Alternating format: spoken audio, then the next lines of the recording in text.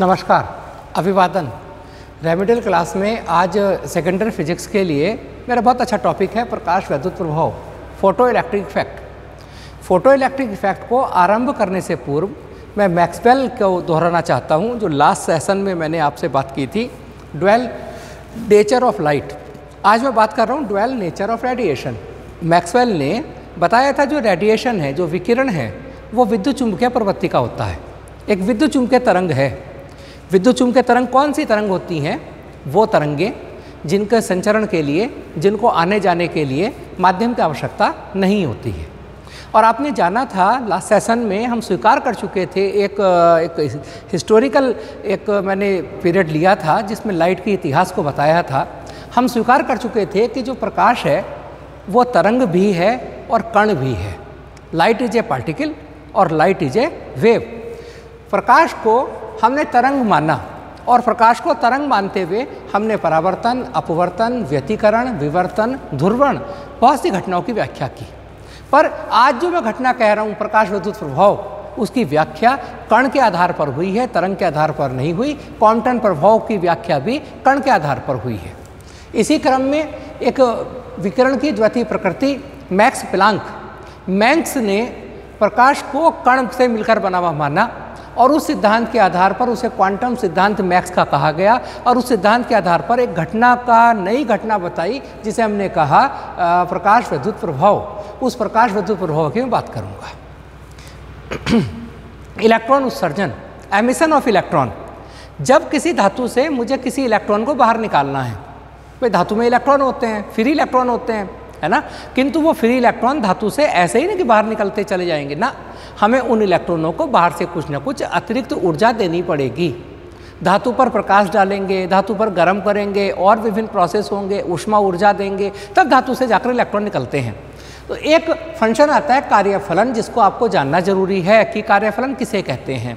प्रकाश वैद्युत प्रभाव को जानने से पहले कार्यफलन को जानना जरूरी है। किसी धातु की सतह से मुक्त इलेक्ट्रॉन को बाहर निकालने के लिए कम से कम जितनी ऊर्जा की आवश्यकता होती है उसे उस धातु का कार्यफलन कहते हैं। वर्क फंक्शन, पहला लेटर है कार्य को W वर्क, और इसे W से व्यक्त करते हैं। और चूंकि कार्यफलन एक कम से कम ऊर्जा है, तो मैं इसकी जो यूनिट होगी, इसका जो मात्रक होगा, या तो इलेक्ट्रॉन वोल्ट होगा या क्या होगा, जूल होगा, है ना। कार्यफलन का मान धातु के गुण पर और पृष्ठ की प्रकृति पर निर्भर करता है। भाई जैसी धातु का गुण, अलग अलग धातु का कार्यफलन, इसका मतलब क्या है, अलग अलग होता है। अब मैंने क्या बताया था, आपने पहले तापानिक उत्सर्जन पढ़ेंगे आप, यानी किसी वस्तु को हम धातु को गर्म करेंगे और गर्म करने से उससे इलेक्ट्रॉन निकलेंगे। प्रकाश वैद्युत उत्सर्जन, जो कि करंट टॉपिक है, इसमें क्या होगा, हम धातु पर प्रकाश डालेंगे और धातु पर जब हम प्रकाश डालेंगे तब उस धातु से इलेक्ट्रॉन निकलने शुरू हो जाएंगे, है ना। इसी प्रकार और भी तरीके होते हैं जिनसे हम प्रकाश का उत्सर्जन इलेक्ट्रॉन का उत्सर्जन कर सकते हैं। क्षेत्र उत्सर्जन, द्वितीयक उत्सर्जन, ये बहुत से उत्सर्जन यहाँ पर हैं। आज फोटो इलेक्ट्रिक इफेक्ट की मैं आपके सामने बात करता हूँ कि यह फोटो इलेक्ट्रिक इफेक्ट होता क्या है। फोटो इलेक्ट्रिक इफेक्ट होता क्या है, देखिएगा। एक एग्जाम्पल बताता हूँ कि ये एक धातु है, धातु में इलेक्ट्रॉन होते हैं। वो इलेक्ट्रॉन धातु की सतह पर भी हैं, धातु के भीतर भी हैं, ठीक। जब उस धातु पर प्रकाश गिरता है, मैंने धातु पर क्या किया, धातु पर मैंने प्रकाश डाला ना। अभी देखिए, धातु पर प्रकाश डाला और उस धातु से इलेक्ट्रॉन बाहर निकलने लगते हैं। देखो, धातु पर प्रकाश डाला और उससे इलेक्ट्रॉन बाहर निकलने लगते हैं। तो इस घटना को प्रकाश वैद्युत प्रभाव कहा जाता है ना, या प्रकाश वैद्युत उत्सर्जन कहा जाता है। यानी कहने का मतलब केवल ये है कि जब किसी धातु पर ऊंची आवृत्ति का प्रकाश डाला जाता है तो उस धातु से कुछ इलेक्ट्रॉन निकलने लगते हैं और इस घटना को प्रकाश वैद्युत प्रभाव के नाम से जाना जाता है, ठीक। प्रकाश वैद्युत प्रभाव की जो खोज है वो हर्ट्ज ने 1887 में की थी। उन्होंने विद्युत चुंबकीय तरंगों के अपने प्रयोग करते समय पाया था कि जब विसर्जन नलिका के कैथोड पर परावैंगनी प्रकाश गिरता है तब विसर्जन आसानी से हो जाता है। यानी इस सीधा सा पैराग्राफ का अर्थ है कि हर्ट्ज तो केवल अपना विद्युत चुंबकीय तरंगों का प्रयोग कर रहे थे और उस प्रयोग करते करते समय 1887 की घटना है, उन्होंने पाया कि जब विसर्जन नलिका में कैथोड पर परावैंगनी प्रकाश गिरता है तो उस परावैंगनी प्रकाश से विसर्जन होने लगता है, उस कैथोड से इलेक्ट्रॉन बाहर निकलने लगते हैं। और इस घटना को सबसे पहले किसने खोज किया? हर्ट्ज ने। ये बहुत क्वेश्चन आता है एग्जाम में कि प्रकाश विद्युत प्रभाव की खोज किसने की थी, तो हर्ट्ज ने इनकी खोज की थी। उसके बाद हॉलवेश आया और हॉलवेश ने इसकी प्रायोगिक पुष्टि की। मैं बार बार जोर देकर इस वजह से कह रहा हूँ हॉलवेश को और हर्ट्ज को कि किसने खोज की और किसने प्रायोगिक पुष्टि की। उन्होंने क्या किया? हॉलवेश ने जस्ते की प्लेट ली। कौन सी प्लेट? जस्ते की। वो तो बाई चांस थी जो हर्ट्ज ने किया। इन्होंने उसका प्रैक्टिकल करके दिखाया हॉलवेश ने, और उन्होंने जस्ते की प्लेट ली और उस जस्ते की प्लेट पर परावैंगनी प्रकाश डाला। और जैसे ही एक ये मान लीजिए जस्ते की प्लेट है और उस जस्ते की प्लेट पर जैसे ही परावैंगनी प्रकाश डालते हैं तो परावैंगनी प्रकाश डाला, तब उन्होंने पाया कि यह प्लेट धनावेशित हो जाती है। यह प्लेट भाई धनावेशित क्यों हो गई? इसका सीधा सा अर्थ है कि इस प्लेट से इलेक्ट्रॉन बाहर निकलने लगे और इलेक्ट्रॉन बाहर निकलने के कारण इलेक्ट्रॉन की कमी हुई और यह प्लेट क्या हुई? धनावेशित हो गई। लेनार्ड ने भी यह प्रयोग किया।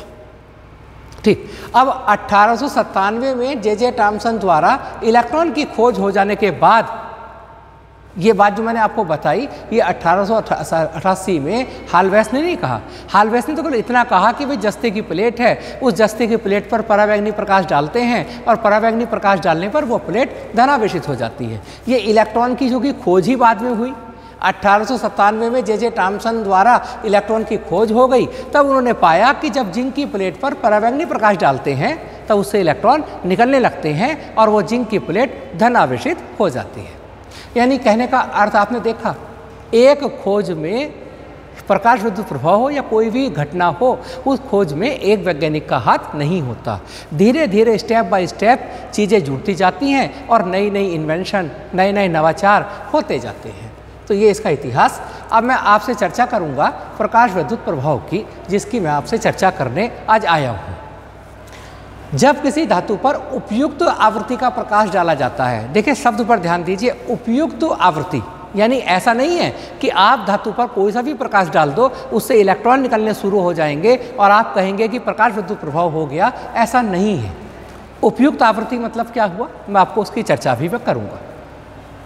जो इलेक्ट्रॉन निकलते हैं उन इलेक्ट्रॉनों को प्रकाश इलेक्ट्रॉन कहा जाता है और इस घटना को प्रकाश विद्युत प्रभाव, फोटो इलेक्ट्रिक इफेक्ट के नाम से जाना जाता है।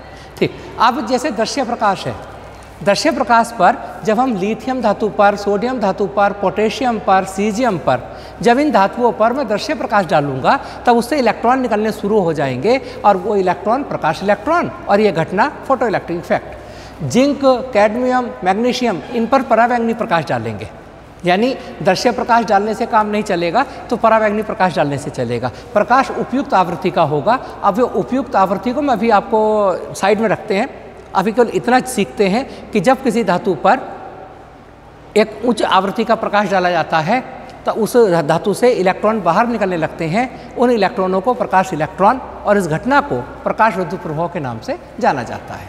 ठीक, आइए ये प्रकाश है। एक मैक्स प्लांक ने एक बात बताई थी। प्लांक ने क्या बताया कि प्रकाश जो लाइट है वो सतत रूप से नहीं चलता है। सतत जानते हैं, कंटिन्यूसली नहीं चलता है। तो कैसे चलता है?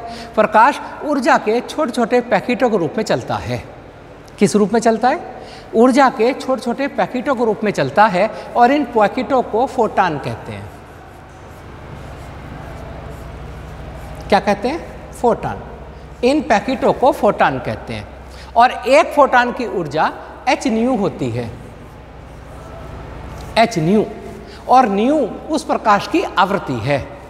यानी अगर सूर्य का प्रकाश पृथ्वी पर आ रहा है तो क्या हो रहा है? बहुत सारे फोटान आ रहे हैं और एक फोटान की ऊर्जा h न्यू है।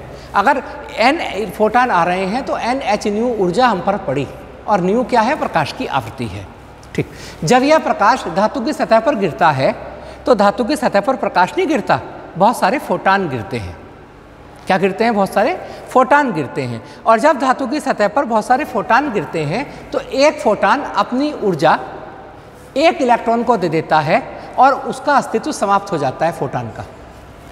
एक फोटान ने h न्यू ऊर्जा क्या की? एक h न्यू ऊर्जा एक इलेक्ट्रॉन को दे दी और फोटान का अस्तित्व समाप्त हो गया। और ये एच न्यू ऊर्जा दो भागों में खर्च होती है। किस किस भाग में खर्च होगी? इस ऊर्जा का कुछ भाग तो उस इलेक्ट्रॉन को धातु के अंदर से, ये धातु है, धातु के अंदर से सतह तक लाने में खर्च हो जाता है, यानी उस इलेक्ट्रॉन को मुक्त करने में खर्च हो जाता है, जिसे कार्यफलन के नाम से जानते हैं। और जो शेष ऊर्जा है वो उसे गतिज ऊर्जा के रूप में प्राप्त हो जाता है। बात क्लियर? अब आपको मैं इसे दोबारा से समझाता हूँ। मैंने इस पर धातु पर ये जिंक प्लेट ली है ना, और उस जिंक प्लेट पर क्या करते हैं हम? उस जिंक प्लेट पर हम प्रकाश डालते हैं। जैसे ही हमने प्रकाश डाला उससे ये इलेक्ट्रॉन निकलने शुरू हो गए और इलेक्ट्रॉन दूसरी प्लेट पर जाते हैं, सामने वाली प्लेट पर। जिस प्लेट से इलेक्ट्रॉन निकलते हैं वो प्लेट धनावेशित हो जाती है। वो प्लेट कैसी हो जाती है? वो प्लेट धनावेशित हो जाती है, और जो दूसरी प्लेट है वो ऋणावेशित हो जाती है। और वो इलेक्ट्रॉन क्या होता है, पूरा का पूरा एक बैटरी अगर हम लगा देते हैं तो वो पूरा इलेक्ट्रॉन इस पर आए और ये इलेक्ट्रॉन देखो ये धारा बहने लगी। ठीक, अब आपने क्या किया? जैसे ही इलेक्ट्रॉन आए वो इलेक्ट्रॉन बैटरी के ऋण प्लेट द्वारा स्वीकृत कर लिए गए, और ऋण प्लेट से स्वीकृत करने के बाद आपको दोबारा से इसे दिखा देते हैं। देखो आप, इसको मैं दोबारा से आपको समझाता हूँ। ये मैंने प्रकाश डाला और प्रकाश नहीं, बहुत सारे फोटान गिरते हैं। फोटान गिरे तो फोटान गिरते के साथ क्या हुआ? इलेक्ट्रॉन निकले और इलेक्ट्रॉन निकलकर वो मुक्त हो गए, बाहर को चले गए। ठीक, अब हुआ क्या यहाँ पर? तो ये हमने परिपथ पूरा किया, बैटरी लगाई, तो देखो आपने क्या हुआ, ये इलेक्ट्रॉन जो वो निकले थे, वहाँ से आए थे, वो इलेक्ट्रॉन धन प्लेट द्वारा आकर्षित कर लिए गए, और वो इलेक्ट्रॉन यहाँ से जो वहाँ से निकला था उस प्लेट से धन प्लेट द्वारा आकर्षित कर लिया गया, और वो इलेक्ट्रॉन फिर से ऋण प्लेट पर चला गया, और यह परिपथ पूरा हुआ और एक धारा बहने लगी। क्योंकि धारा की दिशा इलेक्ट्रॉन की दिशा के विपरीत होती है, तो धारा परिपथ में बहने लगती है, और इस धारा को कहते हैं प्रकाश वैद्युत धारा। ठीक, अब जो मैंने बताया था कि उपयुक्त आवृत्ति का प्रकाश, वो अब ये बात आ गई। बात ये आई है कि जब आपने बताया कि जब किसी धातु पर हम प्रकाश डालते हैं तो धातु से इलेक्ट्रॉन निकले या ना निकले वो निर्भर करता है धातु का कार्यफलन कितना है। इलेक्ट्रॉन को निकालने के लिए, बाहर मुक्त करने के लिए एक कम से कम ऊर्जा की आवश्यकता होती है। इसी प्रकार यदि धातु के पृष्ठ पर गिरने वाला प्रकाश की आवृत्ति एक न्यूनतम मान से कम है तो धातु से कोई भी प्रकाश इलेक्ट्रॉन उत्सर्जित नहीं होगा। मैं फिर आपको बता दूं, एक धातु ली मैंने, इस धातु पर मैंने प्रकाश डाला, धातु से इलेक्ट्रॉन निकले नहीं निकले, मैंने आवृत्ति को थोड़ा सा कम किया तब भी इलेक्ट्रॉन नहीं निकले, तो आवृत्ति को एक कम से कम मान ऐसा होगा कि जिससे कम आवृत्ति पर प्रकाश इलेक्ट्रॉन नहीं निकलेंगे, और उस न्यूनतम आवृत्ति को देहली आवृत्ति या थ्रेशोल्ड फ्रीक्वेंसी कहा जाएगा। मैं दोबारा रिपीट कर दूं, यदि धातु पर डाले गए प्रकाश की आवृत्ति एक न्यूनतम मान से कम है तो धातु से कोई भी प्रकाश इलेक्ट्रॉन उत्सर्जित नहीं होगा। आवृत्ति के इस न्यूनतम मान को देहली आवृत्ति कहा जाता है। अर्थात कहने का मतलब ये है कि अगर मुझे धातु से प्रकाश इलेक्ट्रॉन बाहर निकालने हैं तो मुझे उस धातु पर एक न्यूनतम मान की अधिक आवृत्ति का प्रकाश डालना होगा। अगर डाले गए प्रकाश की आवृत्ति धातु की देहली आवृत्ति से कम है तो धातु से कोई भी प्रकाश इलेक्ट्रॉन उत्सर्जित नहीं होगा। ये देहली आवृत्ति को न्यू जीरो से कहते हैं। अगर धातु पर डाले गए प्रकाश की आवृत्ति देहली आवृत्ति से अधिक है तो प्रकाश इलेक्ट्रॉन निकलेंगे, और अगर डाले गए प्रकाश की आवृत्ति देहली आवृत्ति से कम है तो प्रकाश इलेक्ट्रॉन नहीं निकलेंगे। कार्यफलन और देहली आवृत्ति में संबंध होता है W बराबर h न्यू जीरो, जहाँ पर h प्लांक नियतांक है। क्योंकि ये पूरी घटना ही प्लांक ने बताई थी तो उन्हीं के नाम पर h को प्लांक कांस्टेंट कहा जाता है। और जो h की वैल्यू होती है वो आपको याद होनी चाहिए, 6.6 इंटू 10 की पावर -34 जूल सेकंड इसका मात्रक है। जूल सेकंड इसका मात्रक है। ठीक, एक क्वेश्चन ले लेते हैं। किसी पृष्ठ का कार्यफलन 2.5 इलेक्ट्रॉन वोल्ट है। 2.5 इलेक्ट्रॉन वोल्ट, इसे मैं जूल में कन्वर्ट करता हूँ। 2.5 इंटू 1.6 इंटू 10 की पावर -19 जूल। उसके लिए देहली आवृत्ति ज्ञात कीजिए। देहली आवृत्ति का फॉर्मूला W बराबर h mu zero, mu zero बराबर W/H, H की वैल्यू 6.6 इंटू 10 की पावर -34, आंसर आया हर्ट्ज में। ठीक, एक देहली आवृत्ति से उलट जाइएगा। देखिए आवृत्ति और तरंग दैर्ध्य में संबंध होता है न्यू बराबर c/λ। अगर आवृत्ति कम से कम होगी तब तरंग दैर्ध्य ज़्यादा से ज़्यादा होगा। ये यदि धातु पर हम आपतित प्रकाश की वह तरंग दैर्ध्य, मैं दोबारा से बताता हूँ, यदि हम धातु पर प्रकाश डालेंगे और डाले गए प्रकाश की तरंग दैर्ध्य को बढ़ाते चले जाएंगे तो एक स्थिति ऐसी आएगी कि धातु से कोई भी प्रकाश इलेक्ट्रॉन उत्सर्जित नहीं होगा। तरंग दैर्ध्य के उस अधिकतम मान को देहली तरंग दैर्ध्य या थ्रेशोल्ड वेवलेंथ के नाम से जाना जाएगा। यानी देहली तरंग दैर्ध्य किसे कहते हैं? धातु पर गिरने वाले प्रकाश की वह अधिकतम तरंग दैर्ध्य जिससे अधिक का प्रकाश अगर हम धातु पर डालेंगे तब धातु से कोई भी प्रकाश इलेक्ट्रॉन उत्सर्जित नहीं होगा। आवृत्ति कम से कम, तरंग दैर्ध्य अधिक से अधिक, और फॉर्मूला W बराबर hc/λ0, जहाँ h प्लांक नियतांक है, c प्रकाश की चाल है और λ0 देहली तरंग दैर्ध्य है। इसका एग्जाम्पल देता हूँ। एक धातु की देहली तरंग दैर्ध्य 6000 एंगस्ट्रॉन्ग है, इसका क्या अर्थ है ये बताइए। एक धातु की देहली तरंग दैर्ध्य 6000 एंगस्ट्रॉन्ग है, इसका अर्थ यह है कि यदि उस धातु पर हम 6000 एंगस्ट्रॉन्ग से ज़्यादा का प्रकाश डालेंगे तो कोई भी प्रकाश इलेक्ट्रॉन उत्सर्जित नहीं होगा, और अगर उससे कम का प्रकाश डालेंगे तो धातु से प्रकाश इलेक्ट्रॉन निकलने लगेंगे। इसका ये अर्थ है। चलिएगा एक क्वेश्चन, सीजियम धातु के पृष्ठ का कार्यफलन 1.8 इलेक्ट्रॉन वोल्ट है तो देहली तरंग दैर्ध्य कितनी होगी? बहुत अच्छा क्वेश्चन। देहली तरंग दैर्ध्य कहते हैं λ0, और λ0 का मान मुझसे पूछा गया है। दो तरीकों से मैं सवाल करूंगा। एक W बराबर 1.8 इलेक्ट्रॉन वोल्ट, इसे मैं लिख सकता हूँ 1.8 गुणा 1.6 गुणा 10⁻⁻19 जूल। लिखा। चूंकि मुझे λ0 कैलकुलेट करना है, W बराबर होता है hc/λ0, तब λ0 बराबर हुआ hc/W। h का मान होता है 6.6 गुणा 10⁻⁻34, c का मान होता है 3 गुणा 10⁸, और W का मान होता है 1.8।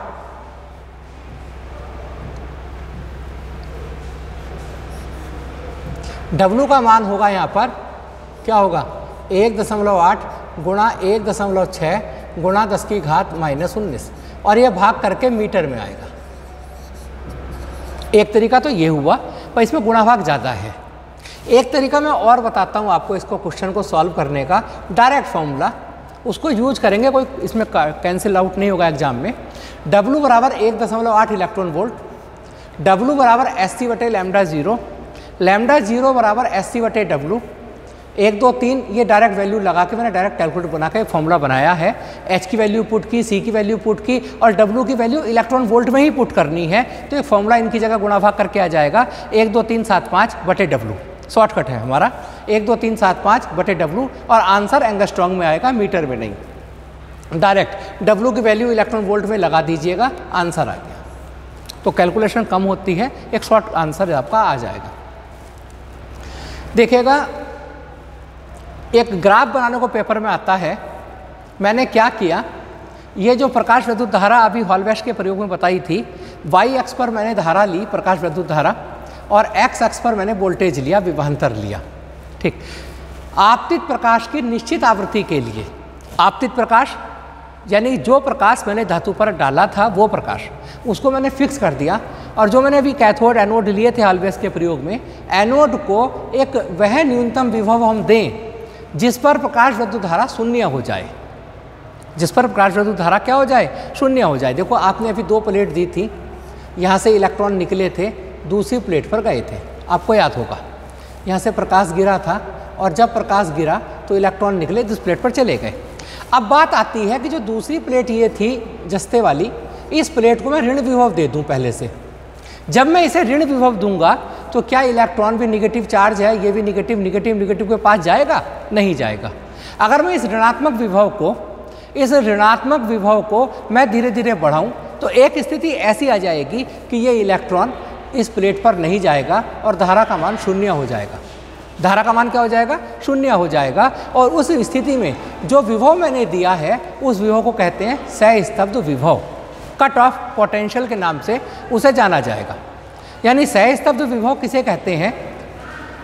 कहते हैं कि एक आवृत्ति, जो निश्चित आवृत्ति के प्रकाश को हम डाल रहे हैं उसे हम फिक्स रखें और एनोड को दिया गया वह ऋणात्मक विभव जिसे एनोड को देने पर प्रकाश वैद्युत धारा का मान शून्य रहता है, प्रकाश वैद्युत धारा प्रवाहित नहीं होती है, सहस्तब्ध विभव कहलाता है।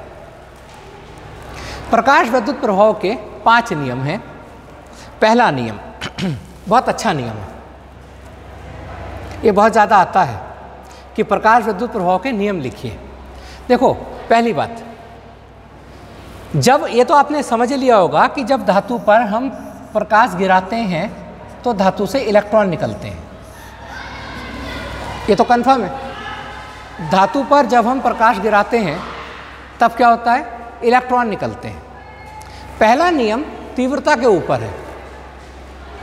पहला नियम तीव्रता के ऊपर है कि जब हम धातु पर गिरने वाले प्रकाश की तीव्रता को बढ़ाते हैं, जब हम धातु पर गिरने वाले प्रकाश की तीव्रता को बढ़ाते हैं तो धातु से प्रकाश इलेक्ट्रॉनों के उत्सर्जन की दर बढ़ जाती है। ठीक, कैसे बढ़ जाती है? प्रकाश इलेक्ट्रॉनों के उत्सर्जन की दर कैसे बढ़ जाती है मैं उसे बताता हूँ। जब धातु पर गिरने वाले प्रकाश की तीव्रता को हम बढ़ाते हैं, तीव्रता का अर्थ क्या है? तीव्रता का अर्थ है 1 सेकंड में पृष्ठ पर गिरने वाले इलेक्ट्रॉनों की संख्या। 1 सेकंड में इलेक्ट्रॉनों पर धातु के पृष्ठ पर गिरने वाले इलेक्ट्रॉनों की संख्या।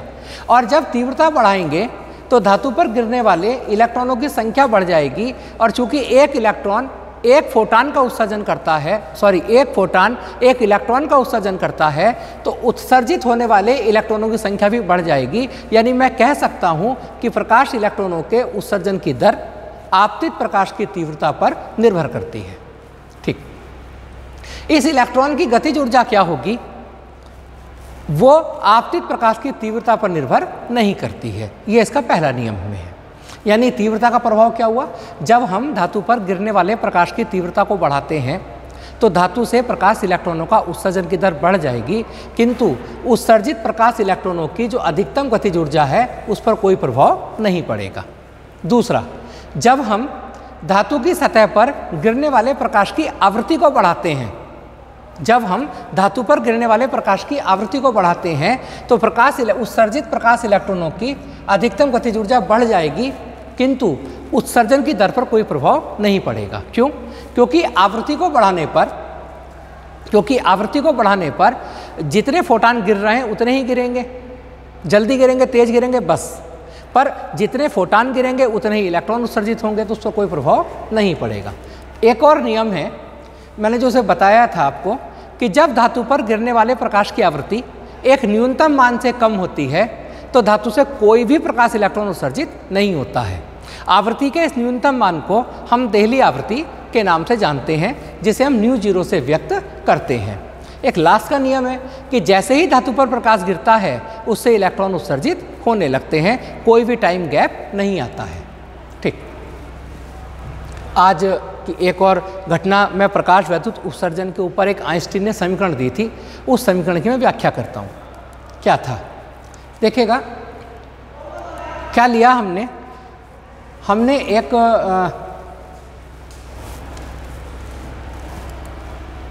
एक मिनट रुक जाइएगा। आइए अब मैं बात करता हूँ आइंस्टीन की प्रकाश वैद्युत उत्सर्जन संबंधी समीकरण की। चलिए, एक मैं धातु लेता हूँ, ये धातु का पृष्ठ है, इन पर मत जाइए, जो दिख रहा है ये एक धातु है। तो धातु में इलेक्ट्रॉन होते हैं, कुछ इलेक्ट्रॉन धातु की सतह पर होते हैं, कुछ इलेक्ट्रॉन धातु के भीतर होते हैं। अब मैंने क्या किया, मैंने बताया था, प्लांक ने बताया था, मैंने नहीं बताया था। प्लांक ने क्या बताया था कि प्रकाश सतत रूप में नहीं चलता है, बल्कि प्रकाश ऊर्जा के छोटे छोटे पैकेटों के रूप में चलता है। और ऊर्जा के इन छोटे छोटे पैकेटों को फोटान कहते हैं, इन्हें क्वांटा भी कहते हैं।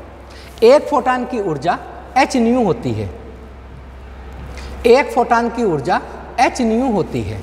क्लियर। अब ये फोटान है ना, एक जब ये फोटान धातु पर गिरते हैं, जब ये प्रकाश धातु पर गिरता है तो एक प्रकाश नहीं गिरता, असंख्य फोटान गिरते हैं। एक फोटान, देखो ये फोटान गिरा, और मान लीजिए जो ये फोटान गिरा अभी, ये फोटान जब गिरा तो उसने hν ऊर्जा इस इलेक्ट्रॉन को दे दी। चूंकि ये इलेक्ट्रॉन सतह पर है तो इस इलेक्ट्रॉन बाहर निकल जाता है और इसे गतिज ऊर्जा प्राप्त हुई। वो सारी की सारी ऊर्जा जो फोटान ने दी थी, वो सारी ऊर्जा दी, कितनी ऊर्जा थी फोटान ने उस इलेक्ट्रॉन को? hν। इलेक्ट्रॉन सतह पर था, अब वो इलेक्ट्रॉन बाहर निकल के देखो ये चला गया, उसे गतिज ऊर्जा Ek मिली, तो ये hν की hν ऊर्जा Ek में बदल गई। Ek मतलब अधिकतम गतिज ऊर्जा, गतिज ऊर्जा में बदल गई। ठीक, अब चलो ये तो सतह पर इलेक्ट्रॉन था, अब एक इलेक्ट्रॉन धातु के अंदर है। जब ये इलेक्ट्रॉन, जब ये फोटान इस इलेक्ट्रॉन को मिलता है, ये गायब हो गया। गायब क्यों हुआ? क्योंकि फोटान का अस्तित्व समाप्त हो गया। फोटान ने अपनी समस्त ऊर्जा इस इलेक्ट्रॉन को दे दी ना। और जब इस इलेक्ट्रॉन को दे दी तो क्या हुआ? वो ऊर्जा दो भागों में खर्च होती है। एक भाग इलेक्ट्रॉन को सतह तक लाता है ना, और वो हुआ W। कितनी ऊर्जा? W, कार्यफलन के बराबर। और जो बाकी बची हुई ऊर्जा है वो गतिज ऊर्जा के रूप में व्यय हो जाती है। मतलब आप समझ गए कि जो इलेक्ट्रॉन धातु के अंदर था वो ऊर्जा दो जगह खर्च हुई, Ek और W में। यानी मैं कह सकता हूँ कि एक फोटान गिरा, फोटान की ऊर्जा hν थी, W ऊर्जा सतह तक लाने में खर्च हो गई और शेष गतिज ऊर्जा में मिल गई। यानी ये जो hν है ये दो जगह बट जाता है, W प्लस Ek में। और आप ये भी समझ गए कि जो इलेक्ट्रॉन ऊपर था, सतह पर था, उसकी गतिज ऊर्जा ज़्यादा होगी, और जो इलेक्ट्रॉन भीतर है उसकी गतिज ऊर्जा और कम। और इस इलेक्ट्रॉन की अगर मैं बात करूँ तब क्या होगा? देखो फोटान ने दिए, चूंकि इलेक्ट्रॉन अंदर है तो क्या हुआ? ये सतह तक गया, W हुआ और फिर ये Ek ऊपर गया। मतलब कितनी अच्छी बात। तो कुल मिलाकर एक कहानी ये समझ में आती है हमें कि जब हम धातु पर प्रकाश गिराते हैं तो धातु पर प्रकाश नहीं गिरता, बहुत सारे फोटान गिरते हैं। और जब फोटान गिरते हैं तो एक फोटान अपनी समस्त ऊर्जा एक इलेक्ट्रॉन को दे देता है, अपने स्वयं के अस्तित्व को समाप्त कर लेता है, और वो फोटान की ऊर्जा दो भागों में खर्च होती है। कौन कौन से भाग में खर्च होती है? उसका एक भाग तो इलेक्ट्रॉन को मुक्त करने में खर्च हो जाता है और दूसरा भाग इलेक्ट्रॉन को गतिज ऊर्जा प्रदान करता है। ठीक, और ये भी हम समझे कि धातु से बराबर गतिज ऊर्जा वाले इलेक्ट्रॉन नहीं निकलते हैं। जो इलेक्ट्रॉन सतह पर होता है उसकी गतिज ऊर्जा ज़्यादा होती है, और जितना भीतर इलेक्ट्रॉन होता है उसकी गतिज ऊर्जा उतनी ही कम होती जाती है। जैसे वही बात हो गई, एक लड़का आया, उस लड़के ने कहा कल को तुझे मैं क्लास से निकाल कर पीटूंगा।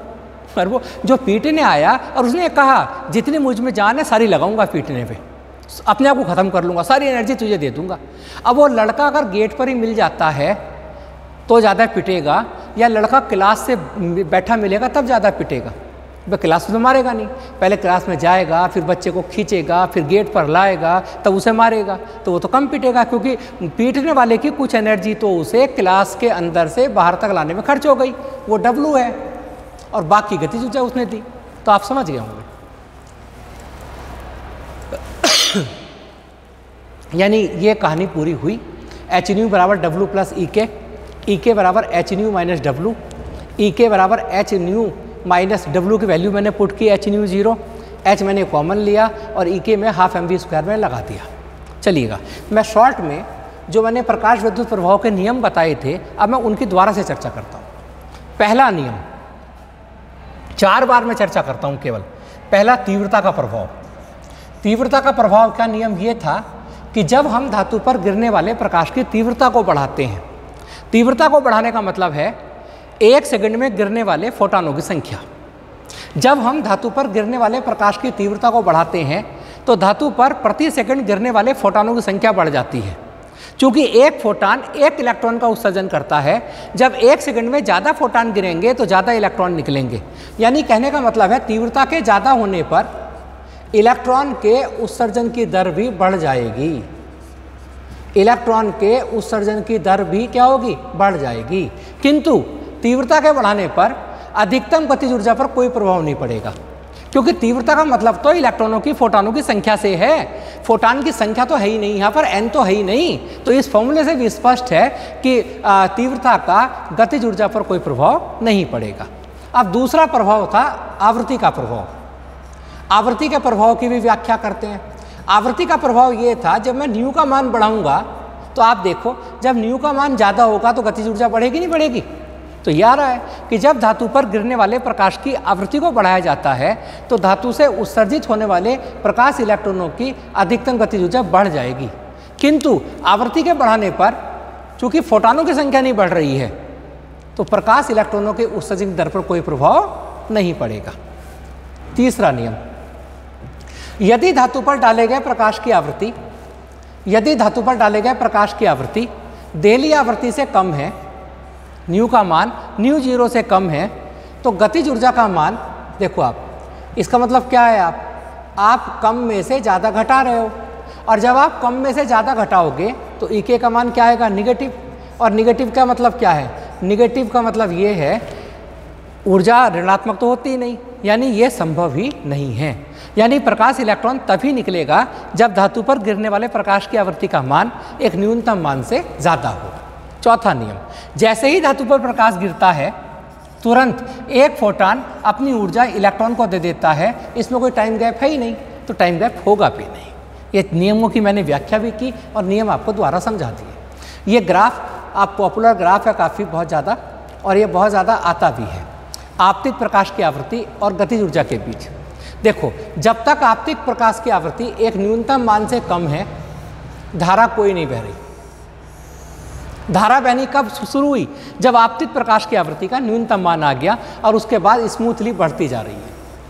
और अगर मैं एनोड को एक निगेटिव विभव देता हूं तब जाकर धारा शून्य भी हो सकती है।